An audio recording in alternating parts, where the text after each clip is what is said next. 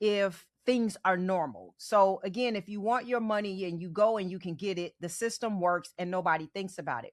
But in March of 2013, the government of Cyprus made that distinction visible in the most painful way possible. Banks across the entire country were frozen. Account holders could not access their money. And then the government did something most Americans have never thought about.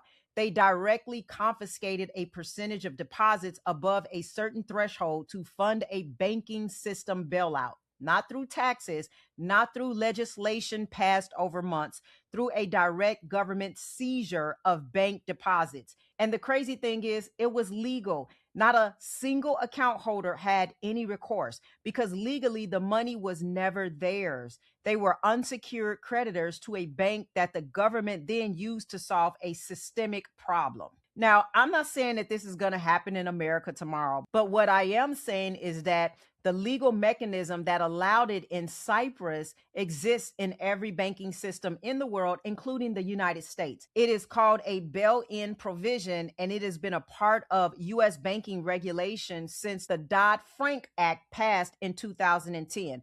Most Americans have never heard of it, and it's not taught in schools, of course. And financial advisors are going to rarely mention this, but it is there and it's in writing and it is in the law. Your bank account is not a storage facility. It is a unsecured loan to a financial institution. Understanding that doesn't mean that you should close your bank account. It just means that you should understand what you actually have and what it actually is. Now, place two is your retirement account.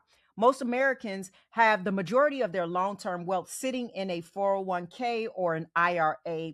They have been told their entire working lives to put money in, let it grow, don't touch it until retirement. The assumption is that money is theirs, it's set aside, it's protected, and it's waiting. But here's the reality that most people never examine.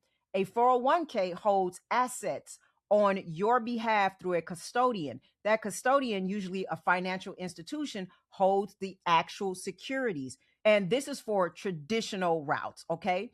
You have a beneficial interest in those assets, which means that you have a claim to their value, but you do not directly own the underlying securities in the way that you would if you held a stock certificate in your hand with your name on it.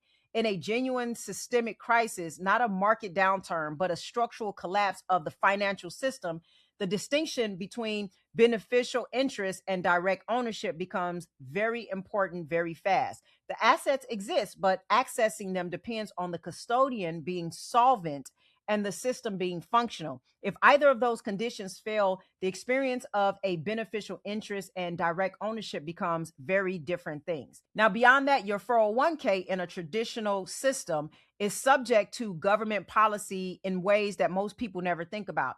Contribution limits, withdrawal rules, tax treatment, all of these are determined by legislation that can change.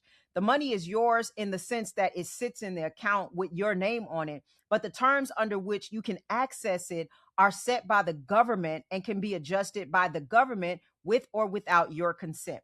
This is not a reason to avoid retirement accounts, especially if your job is matching you. It's free money, it's good. I'm just helping you to understand. And on top of that, the tax advantages are real and significant, and you should absolutely use them. But I'm saying this because it's a reason to understand what you actually have and to build ownership outside that system as well.